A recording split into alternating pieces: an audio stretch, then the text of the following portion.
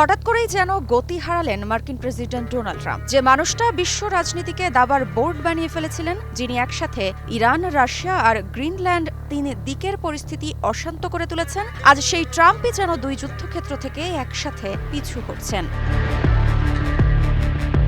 ইরানের বিরুদ্ধে আর further action নয়, নিজের মুখেই বলেছেন তিনি। রাশিয়ার সঙ্গে যুদ্ধ নয়, বরং আলোচনার টেবিলে বসার বার্তা। আর গ্রিনল্যান্ড যে ভূখণ্ড দখলের কথা বলে বিশ্বকে অবাক করেছিলেন, সেখানেও বলছেন বল প্রয়োগ নয়। এই মুহূর্তে তাই প্রশ্ন একটাই, হঠাৎ কি হলো এই ট্রাম্পের? তিনি কি ভয় পেয়েছেন, নাকি সাময়িক বিরতি নিয়ে নতুন কোনো বড় খেলায় নামার প্রস্তুতি নিচ্ছেন? কয়েকদিন আগেও ইরান ছিল ট্রাম্পের সবচেয়ে বড় টার্গেট।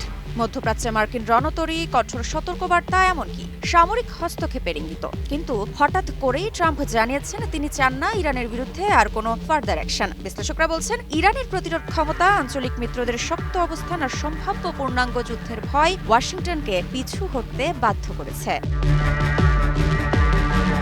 একই সময়ে ট্রাম্প মস্কোতেও বার্তা পাঠিয়েছেন, রাশিয়ার সঙ্গে সংঘাত নয়, বরং আলোচনার দরজা খোলা। স্টিভ উইটকফ, জ্যারেড কুশনার, ট্রাম্পের ঘনিষ্ঠ মানুষদের পাঠানো হচ্ছে পুতিনের কাছে। ইউক্রেন যুদ্ধ, ন্যাটোর চাপ আর আমেরিকার ভেতরে অর্থনৈতিক বাস্তবতা সব মিলিয়ে ট্রাম্প বুঝে ফেলেছেন এই মুহূর্তে রাশিয়ার সঙ্গে সরাসরি সংঘাতে গেলে লাভের চেয়ে ক্ষতি বেশি। এ কারণেই যুদ্ধের ভাষা থেকে হঠাৎ করে কূটনীতির সুর।